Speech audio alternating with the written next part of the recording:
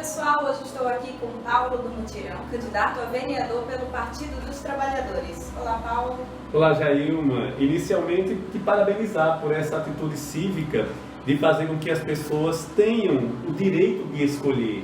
E aí, escutando propostas, ouvindo as suas entrevistas, elas vão pesar um pouco mais ao ir às urnas e ter essa decisão mais favorável e mais acertada. Então, parabéns pela iniciativa e agradecer também a oportunidade de estar aqui nessa tua página, sendo entrevistado.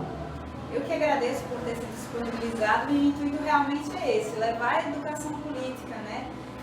Propagar boas informações para o eleitorado que às vezes não tem acesso ao perfil de todos os candidatos. Então, nós te conhecemos como Paulo da Rádio Comunitária, da comunicação para a Câmara de Vereadores. Como é que se deu essa mudança?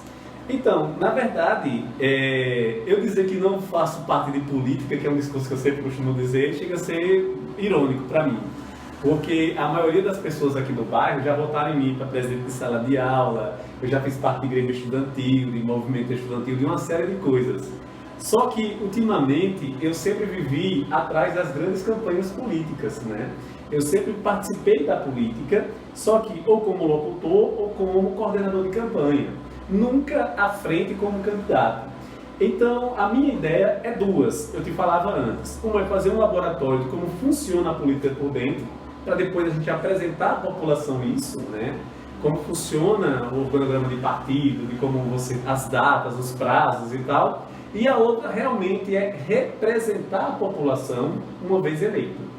Então está aí a grande diferença do polo comunicador, porque eu quero fazer justamente essa ideia, né, de entender como a gente pode fazer o máximo de nós para representar a população.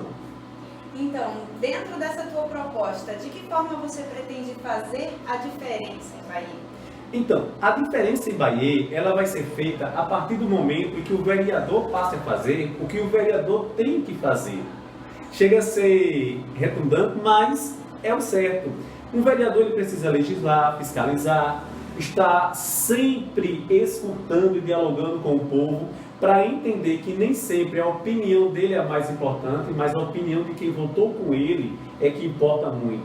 E a cidade de Bahia, ao longo dos anos, ela perdeu muito essa chance de resposta ao eleitor.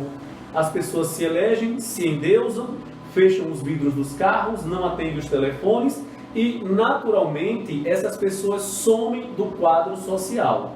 Vocês só vão ver elas depois de 4 anos. Então, uma das maneiras que eu irei fazer é justamente tentando ser o mais comunicativo possível, fazendo com que a população tenha o mais acesso possível à informação e, principalmente, aos serviços ligados à Câmara e à Prefeitura.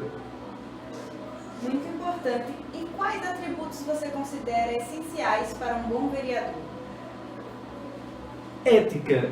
Eu acho que a ética, ela vem ser o pilar de qualquer pessoa. Ética, caráter. Mas um bom vereador também, ele precisa conhecer a cidade.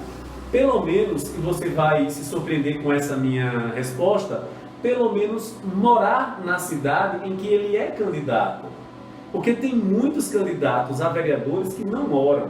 Tem a casa fachada, a casa de aluguel, que passa por aqui uma pequena chuva e volta para suas casas logo após o dia.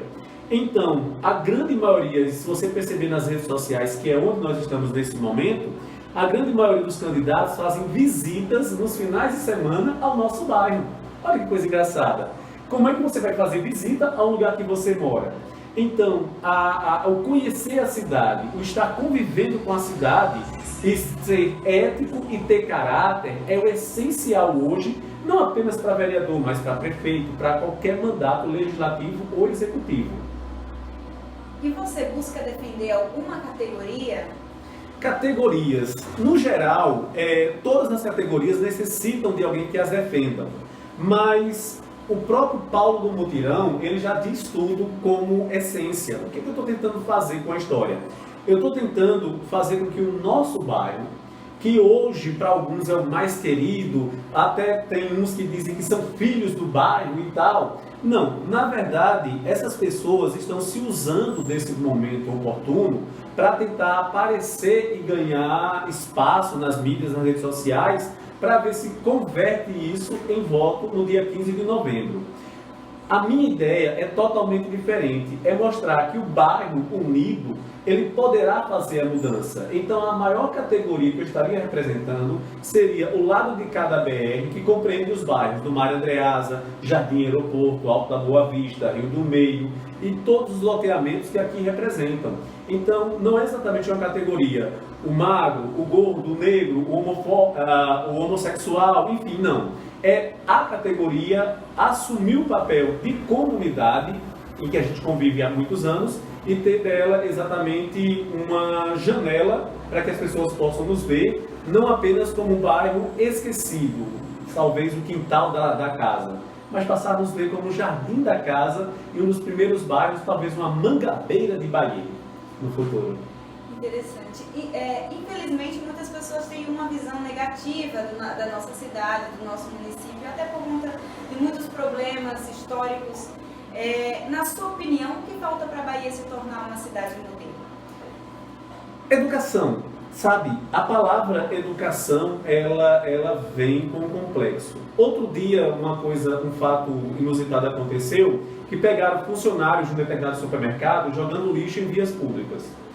Ao invés das pessoas chegarem perto desses funcionários, orientar eles a não fazer mais aquilo e tal, o que fizeram? Fizeram fotos do funcionário e tentaram utilizar daquilo politicamente. Um outro fato que aconteceu recentemente nas redes sociais é aquele monumento que foi construído na entrada do aeroporto, que ainda está em obras, que é uma canoa. Aí estão soltando piadinhas, como é que pode uma canoa na entrada do aeroporto, vai pegar um avião, vai pegar um barco? Na verdade, a cidade foi colonizada por pescadores. A população não reconhece a sua história. A população não se reconhece exatamente no dia a dia.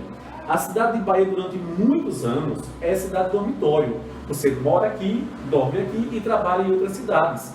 Então, a população ela passou a se educar. É tanto que hoje, em pleno 2020, em uma cidade do Nordeste, raramente a gente dá bom dia. Quando se acorda pela manhã, que a gente olha para o vizinho, que a gente olha para as pessoas, raramente a gente dá bom dia para as outras pessoas. A gente fica com vergonha, acuado.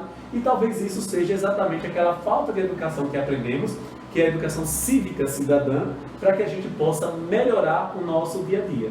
Então a educação, ela fará com que a população de Bahia possa se voltar para o crescimento de verdade. Outro assunto bastante polêmico é a corrupção. É possível não ser parte dela? Sim, sem dúvidas. É complicado você não ser parte dela, porque ela vai fazer com que você se quebre de alguma forma. A corrupção, quando ela passa a entrar na tua vida, ela começa com a pessoa que você mais confia e que você tem mais afinco. Ela vai lhe dar uma cantada e você vai achar que aquilo dali é besteira, que pode confiar. E quando você vai perceber, você está entrelaçada nela. Pescoço completo. E para você participar do processo político sem estar dentro da corrupção, você vai ter que fazer sérias renúncias. Chegar até a mendigar, que é bem a palavra, para que você possa sobreviver nesse mundo sem estar dentro da corrupção. É difícil, muito difícil, mas há possibilidades. Basta você ter força de vontade, aquela palavrinha caráter e principalmente você ter compromisso real. Aí não é com o povo em si, é compromisso real com você. Porque a partir do momento que você passar a dar brechas à corrupção, o reflexo que vai ficar sujo no espelho será o seu. E aí sim, você vai passar a se ver de uma outra forma e com mais medo. Então, tem capacidade, mas é muito difícil. Principalmente quando a gente vê a corrupção como praticamente parte da engrenagem social, não é isso? Ela está entrelaçada, porque quando se há os candidatos, se há o corrupto, se há o corruptível.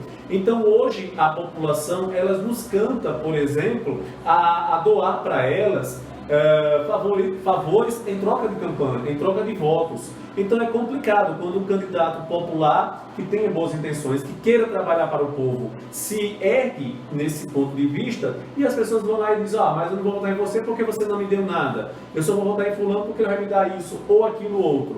E infelizmente, para você conseguir ultrapassar essa barreira e a população entender que o voto consciente, um voto sem ter nada em favor dele, será um voto de liberdade, isso mudará e ainda levará alguns anos.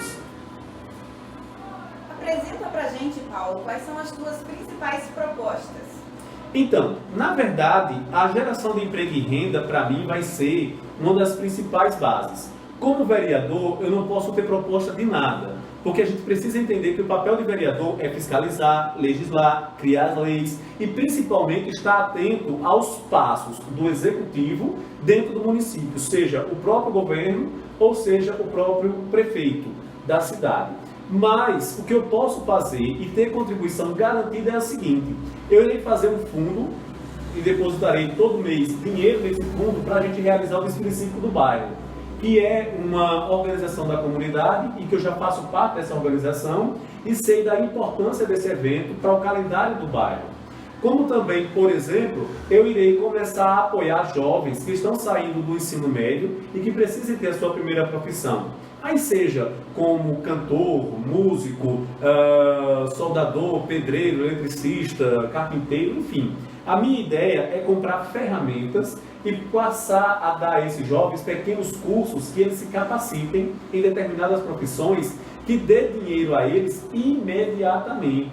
Porque com esse dinheiro deles fazendo serviços, eles vão poder pagar uma universidade, pagar um curso superior e que eles possam se livrar diretamente de favores políticos e não ficar mendigando de gabinete em gabinete atrás de pequenas esmolas de políticos que depois, nas eleições, vão voltar a cobrar deles esses serviços. Deixe uma mensagem para quem está nos assistindo. Bom, a maior mensagem é a seguinte: dia 15 de novembro, você, amigo eleitor, terá um encontro real com a urna. Esse encontro fará com que você decidirá o futuro, não apenas seu. Uma decisão sua estará entrelaçada com a decisão que você tomará pelo seu pai, pela sua mãe, pelo seu filho, pela sua filha, enfim, por toda a sua família e de seus amigos. É importante que vocês reflitam as propostas de pelo menos 5 candidatos e acompanhe esses candidatos de perto, como você acompanha o seu namorado ou a sua namorada, tendo um relacionamento inicialmente aberto com essas pessoas e tenha neles exatamente uma ideia de quem poderá lhe representar. Evite votar em candidatos que usem porta-voz para se falar por si, porque o candidato que se utiliza de terceiros para falar, esse candidato ele não será porta-voz dele, avalide você. Então a minha mensagem para você é: exerça o seu direito de cidadão. E se por acaso você, como eu, está indignado com a atual legislatura política, a atual política que está fazendo, vote. Mas vote para valer. Não perca o seu voto. Não anule, não vote branco e também não deixe de ir ao dia da votação. Procure um candidato que de fato represente os seus anseios e os anseios de seus familiares, e que esse terá a capacidade de fazer por você aquilo que os atuais eleitos não fizeram. Meu nome é Paulo do Mutirão, meu número é 13333, sou candidato a vereador aqui na cidade de Bahia. E uma vez eleito, a minha função será essa: fiscalizar, porque eu acredito que somente um mutirão poderá salvar Bahia. Muito obrigada pela participação, agradeço também quem está assistindo e eu peço, compartilhem essas informações, compartilhem para todos, para que eles possam conhecer melhor os candidatos, os futuros representantes e vamos valorizar a educação política. Obrigado, só para fazer essa finalização e lembrar da importância de que você assista e acompanhe as entrevistas de todos os sabatinados, não apenas pela Jailma, mas por outras pessoas que estarão fazendo o mesmo procedimento, porque essas pessoas têm compromisso de civismo com o nosso bairro, com a nossa cidade. E esse momento de ser respondido é exatamente um momento especial para que você conheça um pouco mais, não apenas das propostas, mas de quem seremos uma vez eleito. Muito obrigada e até a próxima.